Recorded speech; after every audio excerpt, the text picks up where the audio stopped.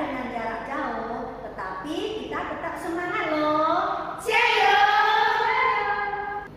Nah, adik-adik, kita kan sudah mau mulai ibadah. Adik-adik yang di rumah, pakaiannya yang rapi ya.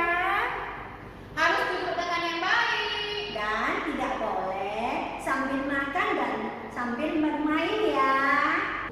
我们的聚会就要开始，首先让我们来预备心默祷。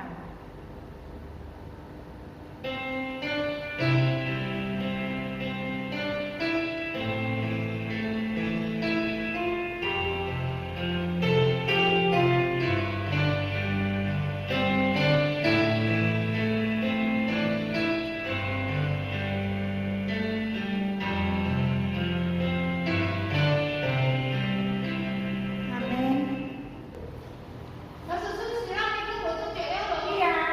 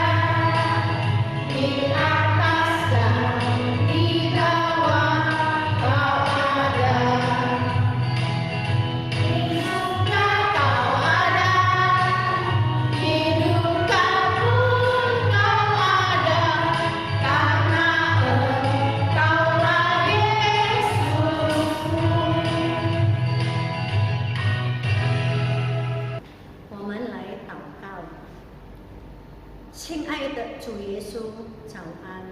谢谢你的看顾保守，谢谢你的怜悯，谢谢你今天早晨我们再有机会来聚在一起。谢谢主耶稣，主啊，这个时候我们要听你的话语，求神帮助我们。我们将祈求祷告，乃是奉靠主耶稣圣名所求的。阿门。Langsung. Ya, Boleh nanya? apa itu? Apa itu sekolah minggu ya? Oh, sekolah minggu tempat kumpul anak-anak mendengar berita baik. Apa itu berita baik? Berita tentang Tuhan Yesus mengasihi semua umat manusia. Tuhan Yesus menebus dosa manusia. Dan Tuhan Yesus memberikan kita sukacita. Ayo kita bernyanyi Mars Sekolah Minggu.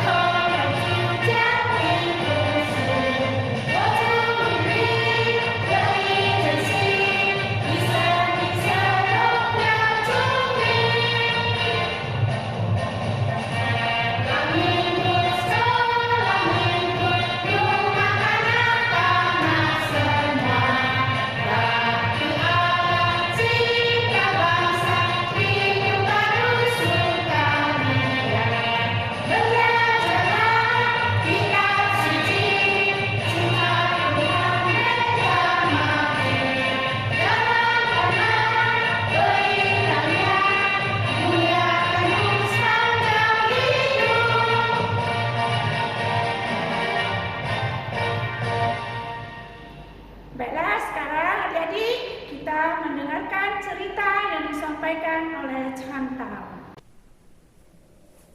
Halo, selamat pagi buat semuanya yang ada di rumah. Oh, apa kabarnya hari ini adik-adik? Chantal berharap adik-adik semua yang ada di rumah dalam keadaan sehat, sukacita, dipenuhi dengan bahagia. Nah, adik-adik, pada hari ini Chantal kembali bercerita. Ceritanya apa ya? Tunggu dulu. Chantal masih belum bercerita. Kita harus apa ya? Ayo, sebelum dengar firman Tuhan, apa yang harus kita lakukan adik-adik? Apa? Ya, betul. Sebelumnya kita berdoa. Lipat tangannya, tutup matanya, dan kita berdoa. Ikuti Chantal berdoa. Tuhan Yesus yang baik, Tuhan Yesus yang baik, terima kasih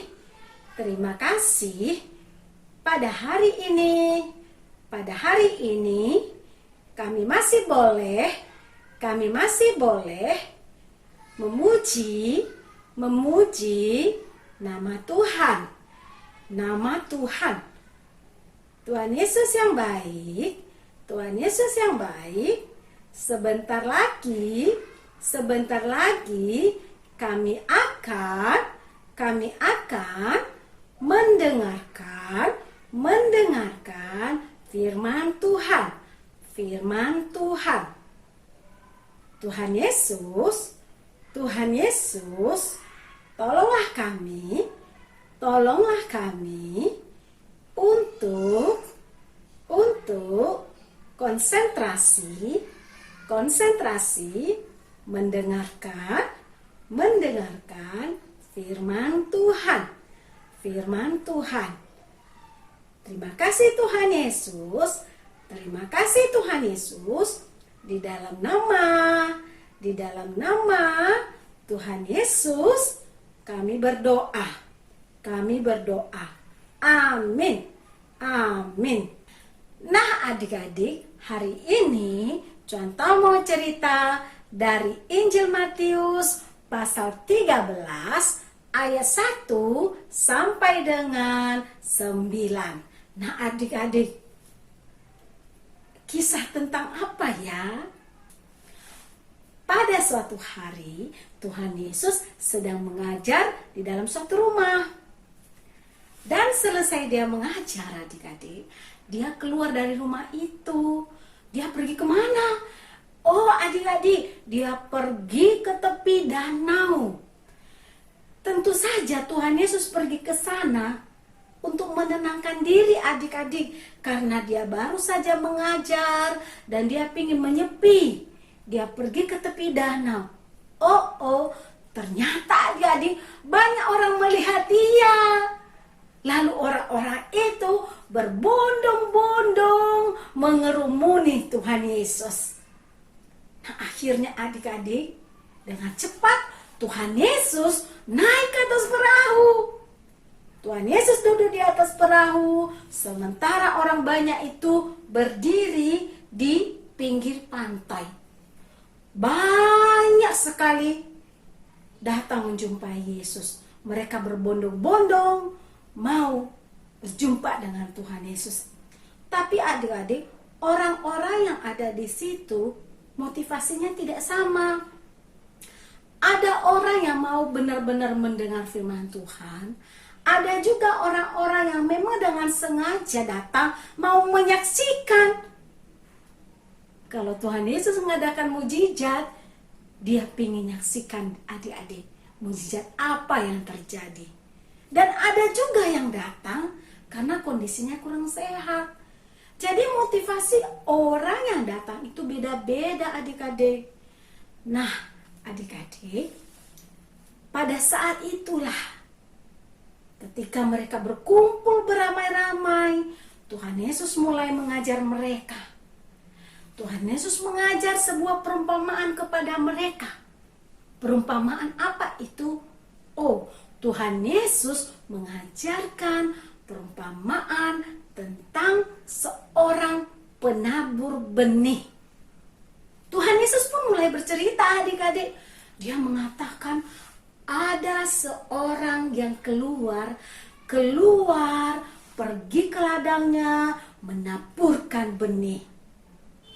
Dan adik-adik, benih itu ditaburkan oleh pemilik ladang dan jatuh di tempat yang berbeda-beda.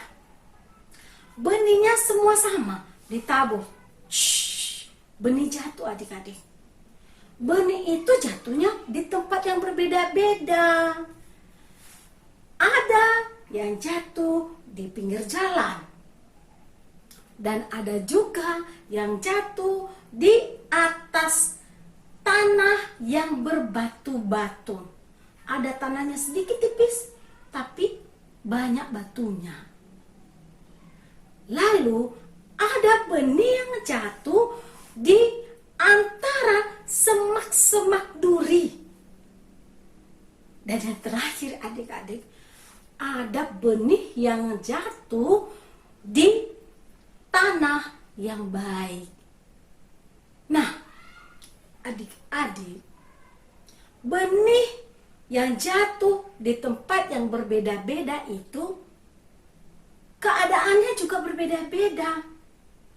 Coba adik-adik, benih yang jatuh di pinggir jalan, apa jadinya ya? Siapa yang tahu coba? Benih yang ditabur lalu jatuh di pinggir jalan itu apa jadinya? Mau tahu? Ini adik-adik, kata Tuhan Yesus, benih yang jatuh di pinggir jalan itu habis dimakan burung-burung. Burung-burung datang dan memakan semua benih-benih yang jatuh di pinggir jalan itu. Ludes, hilang semua adik-adik, tak tersisa, dimakan burung-burung. Itu benih yang jatuh di pinggir jalan. Benih yang jatuh di atas tanah yang berbatu-batu ini hidup adik-adik, hidup. Tetapi hidupnya cuma sebentar. Kenapa ya? Karena adik-adik, dia tidak punya pasokan makanan. Dia nggak punya air. Karena dia hidup di atas batu-batu. Dia hidup sebentar, lalu datang panas terik matahari, dan kemudian layu, dan akhirnya mati. Hidupnya cuma sebentar. Nah adik-adik, benih yang jatuh di antara semak-semak duri. Bagaimana ya keadaannya? Oh adik-adik, benih yang jatuh di antara semak-semak duri itu memiliki keadaan yang berbeda adik-adik. Benih itu tumbuh, dia tumbuh loh adik-adik, tumbuh, tapi ada tapinya, dia tumbuh bersamaan dengan duri-duri. Jadi dia sama-sama hidup adik-adik dengan duri-duri. Dia makin besar, duri-duri pun makin besar. Nah, duri-duri lebih kuat adik-adik karena dia punya duri. Dia menghimpit tumbuhan itu adik-adik, dan akhirnya tumbuhan itu kesanggup lagi karena dia dihimpit dari kiri kanan. Dia nggak kuat lagi adik-adik, dan lama kelamaan menyerah. Dia nggak sanggup lagi adik-adik, kemudian dia mati. Nah adik-adik, itu benih yang hidup di antara semak-semak duri. Dan yang keempat, benih yang jatuh di tanah yang baik. Wow, benih yang jatuh di tanah yang baik adik-adik langsung hidup. Dia bertumbuh, dan bukan hanya bertumbuh dengan sehat, bukan hanya bertumbuh dengan normal, tetapi adik-adik, dia pun menghasilkan buah. Buahnya banyak adik-adik. Ada yang 100 kali lipat, ada yang 60 kali lipat, ada yang 30 kali lipat. Buahnya berlimpah-limpah. Nah adik-adik, coba, ada 4 tempat di mana benih itu jatuh. Ada yang jatuh di pinggir jalan dimakan burung, ada yang jatuh di tanah yang berbatu-batu lalu hidup sebentar kemudian mati.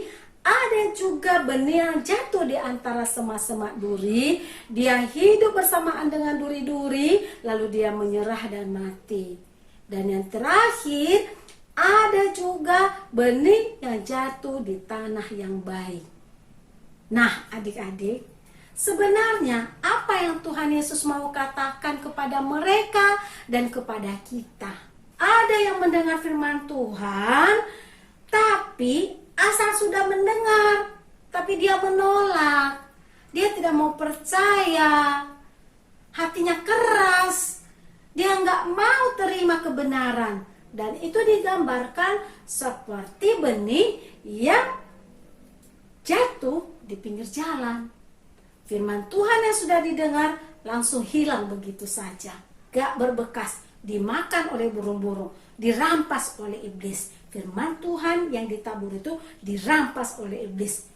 Nah adik-adik, yang kedua, tanah yang berbatu-batu itu ibarat hati manusia yang mendengar firman Tuhan, menerima firman Tuhan dengan semangat adik-adik. Misalnya nih, contoh cerita firman Tuhan adik-adik, kamu dengar senang banget, kamu bilang, contoh ceritanya bagus.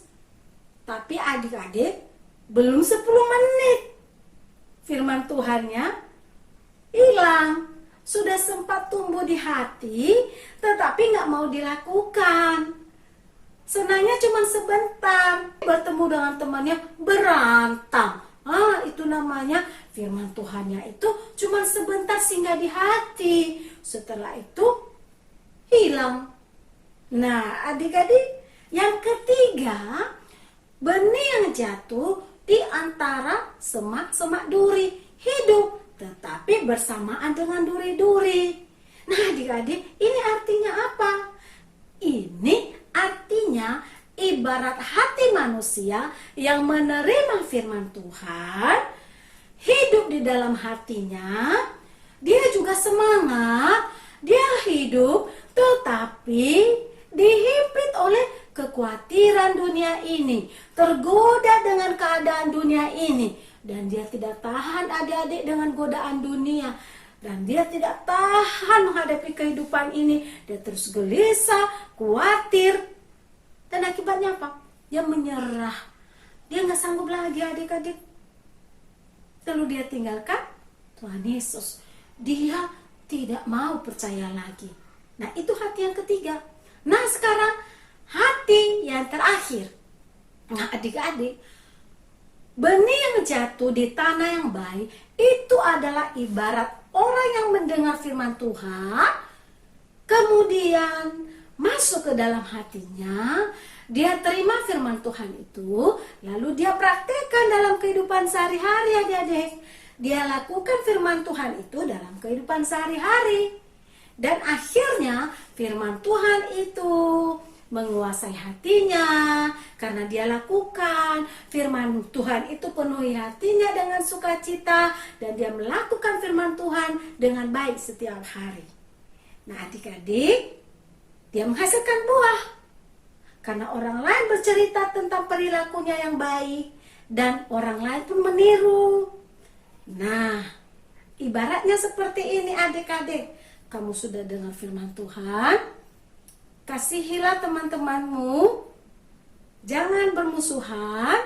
Tiba-tiba kamu keluar dari tempat sekolah minggu, ada teman yang mengajak berantem. Kamu ingatkan adik-adik firman Tuhan, gak boleh berantem, harus mengasihi teman. Padahal kamu sudah mau tonjok juga loh ini. Karena kamu pikir, aku kan bisa lawan kamu, badanku kan besar. Tapi kamu ingat, firman Tuhan tadi baru bilang gak boleh berantem sama teman, harus kasih sama teman, harus saling mengasihi, saling mengampuni. Aku harus ampuni dia. Nah, akhirnya gak jadi berantem. Itu namanya melakukan firman Tuhan.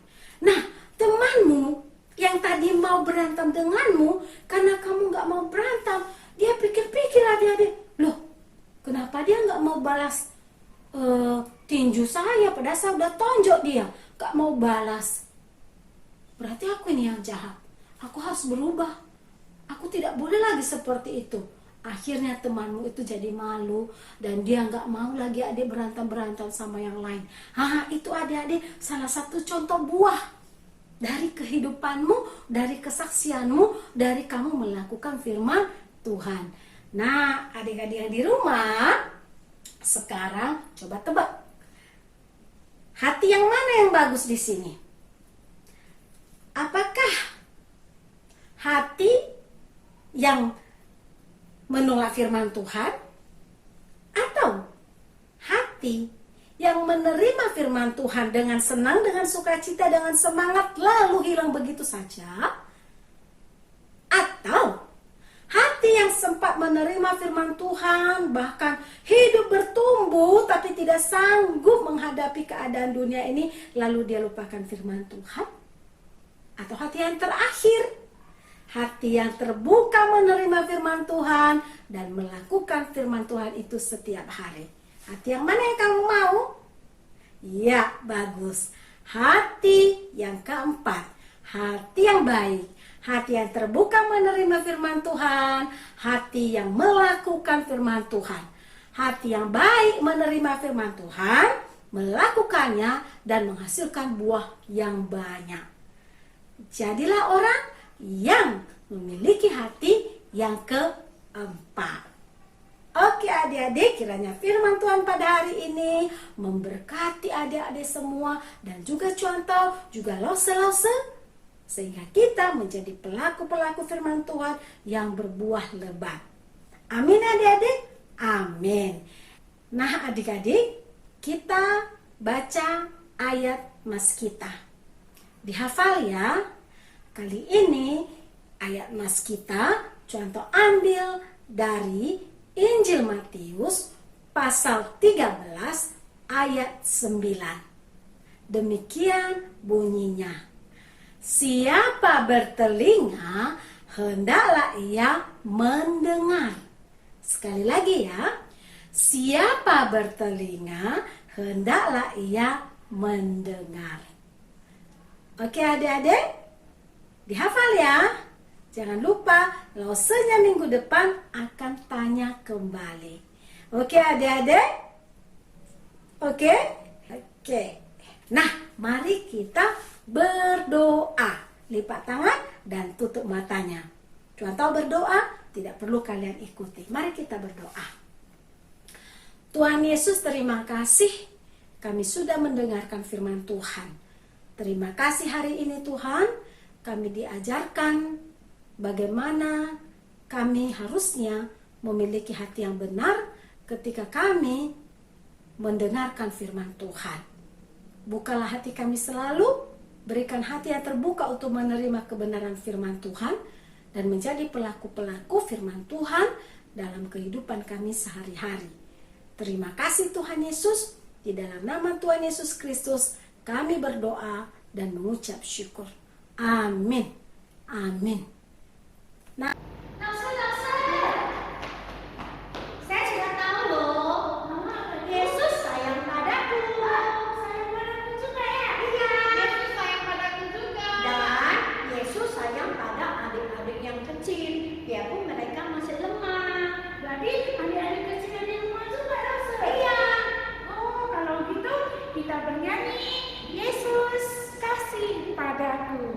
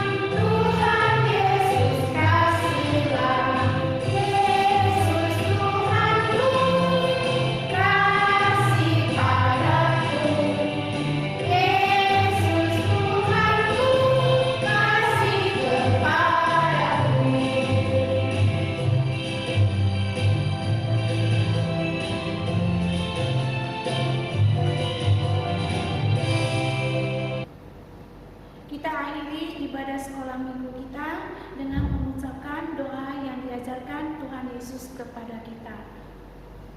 我们在天上的父，愿人都尊父的名为圣，愿父的国降临，愿父的旨意行在地上，如同行在天上。